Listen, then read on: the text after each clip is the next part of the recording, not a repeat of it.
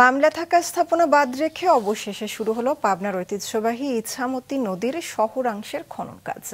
শতাধিক মামলা দ্রুত নিষ্পত্তির মাধ্যমে ইছামতির জায়গা পুনরুদ্ধার না করে এ খনন কাজে প্রত্যাশিত কোনো ফল পাওয়া যাবে না বলেই ধারণা শহরবাসীর। প্রতিনিধি শহীদুল ইসলামকে সাথে নিয়ে উৎপল মির্জার রিপোর্ট। নতুন ব্রিজের নিচে নদীর ঠিক মাঝখানে এ স্থাপনা সহ দুধারে অসংখ্য বাড়িঘরের কারণে সরু এ ক্ষীণ স্রোতধারায় পরিণত হয়েছে পাবনার ঐতিহ্যবাহী ইছামতি নদী। মামলা বলবৎ থাকায় যেগুলো বহাল রেখেই শুরু হয়েছে নদীর শহরাংশের কাজ। তবে ইছামতি নদী রক্ষা আন্দোলনের নেতৃবৃন্দের ধারণা, নদীর জায়গা পুনরুদ্ধার ছাড়া এ কাজে প্রত্যাশিত সুফল পাবেন না শহরবাসী। যতবার এই শহরের ভেতরে এই নদী খনন কার্যক্রম চলে ততবারই কোনো না কোনো নাটক করে এই কাজটা বন্ধ করে দেওয়া হয়। পানি উন্নয়ন বোর্ডের উচিত এই মামলা এবং স্থাপনাগুলি পরিষ্কার করার পরই কেবলমাত্র এই খনন কাজ আরম্ভ হওয়া উচিত ছিল। এইগুলা নিষ্পত্তি না করে প্রশাসন এই খনন করছে, মামলা করছে, আবার বন্ধ করছে। এইগুলা না করে প্রশাসনের উচিত সবকিছু নিষ্পত্তি করা। এই 100 মামলা আমরা আশা করছি 2-1 সপ্তাহের মধ্যে এটা ভ্যানিশ হয়ে যাবে এবং আমাদের কাজ আমরা ঐতিহ্যবাহী ইছামতি আবার ফিরে পাবো। পানি উন্নয়ন বোর্ড শহরাংশে খনন কাজ শুরুর কথা জানালেও জেলা প্রশাসন জানায় এখন কেবল নদীর ময়লা আবর্জনা পরিষ্কার চলছে।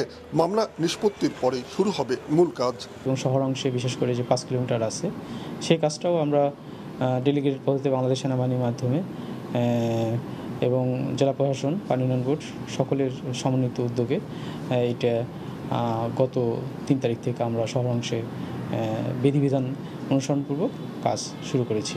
ক্যানেলের যে ময়লা আবর্জনা বিভিন্ন আগাছা আছে এগুলো ময়লাগুলো সরানো হচ্ছে।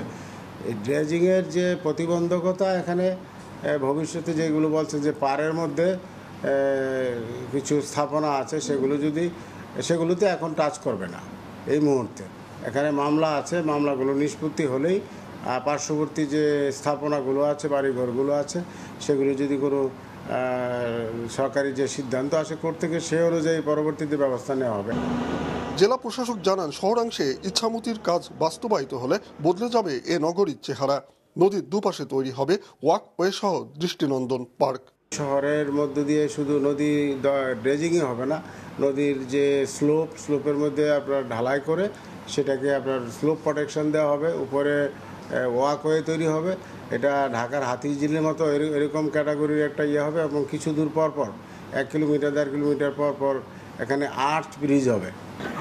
1554 কোটি টাকার এ প্রকল্পের আওতায় শহরের মধ্যে 23টি ব্রিজ ভেঙে পুনর্নির্মাণ, 5 কিলোমিটার ওয়াকওয়ে, ড্রেন নির্মাণ এবং নদীর দুধারে সৌন্দর্য বর্ধন। 110 কিলোমিটার আয়তনের এ প্রকল্পের মূল কাজই শুরু হবে পাবনা শহরাংশের 5 কিলোমিটারে। উৎপল মির্জা, মাছরাঙা সংবাদ, পাবনা।